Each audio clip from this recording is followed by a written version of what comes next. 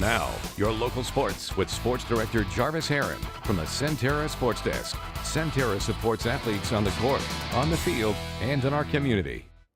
So many memorable moments in the world of sports these last 12 months, but before we set sail for 2024, let's look back on 2023 and count down the top sports stories here in the Shenandoah Valley. Starting at number 5, a number of high schools had state champions in track and field in June. 7 different schools had athletes take home state titles. State titles continued in the fall when Fort Defiance's Abby Lane won the Class 2 state title in cross country.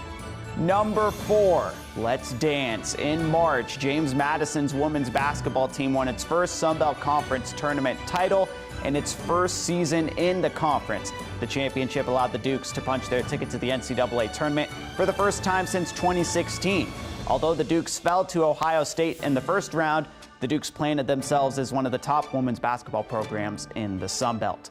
Number 3, welcome to the show. Turner Ashby grad Brennan Hanafy made his major league debut with the Detroit Tigers in September. It came 7 years after he was selected in the 4th round of the MLB draft. 2 former JMU pitchers also debuted, Kevin Kelly with the Tampa Bay Rays in April and Nick Robertson with the Los Angeles Dodgers in June. Robertson was later traded to the Boston Red Sox. Number 2, the end of an era. In early September, Jeff Bourne announced he's retiring at the conclusion of the 2023-24 academic year. And when it's all said and done, Bourne will conclude a 25-year run as JMU's athletic director. He'll leave behind a lasting legacy that includes a winning culture with minimal turnover among the different athletic programs, facility upgrades, and most recently, JMU's transition to the Sun Belt Conference in FBS football. While Bourne's successor hasn't been named, it'll certainly be one of the top stories to monitor in 2024. And at number 1, Bowl Bound. The JMU football program competes in its first bowl game in program history.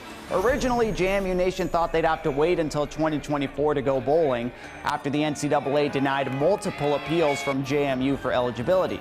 However, when 82 teams couldn't fill all the bowl spots, the Dukes got their chance. It was a season to remember for JMU. A win against Virginia, along with the return of ESPN's College Game Day, electrified the Shenandoah Valley. 26,000 fans attended the event, shattering a College Game Day record. However, the program is undergoing change, with Curt Cignetti leaving to become head coach at Indiana, while Bob Chesney comes over from Holy Cross to lead the Dukes. But there's optimism. 2024 will mark the first season JMU is fully bowl eligible, and they'll also get to compete for a Sun Belt Conference championship, something they couldn't do the last 2 seasons. Now here's a few other stories that just missed our top 5. During the summer, Bob Weiss led the Harrisonburg Turks to the Valley League title. In what was dubbed his last season as manager, Weiss has hinted at returning to the dugout in 2024. Also, Shenandoah University's Haley Von Voris became the first female to play in a football game at a position other than kicker. JMU Athletics showed it's more than a football school. The lacrosse team reached the Elite 8. The men's soccer team reached the Sweet 16, while the women's soccer team and volleyball team clinched NCAA tournament berths. Finally, Luray High School's Jada McClung was named WHSV's Charlie Obaugh RV and Outdoor Student Athlete of the Year in May. McClung excelled in the classroom and athletically. She's now playing college volleyball at Bridgewater College. Now, I'd be remiss if I didn't take a moment to acknowledge those we lost. A pair of coaching icons right here in the Valley will be remembered forever. Paul Hatcher, the winningest coach in VHSL history during his time at Lehigh, passed away in late August at age 80.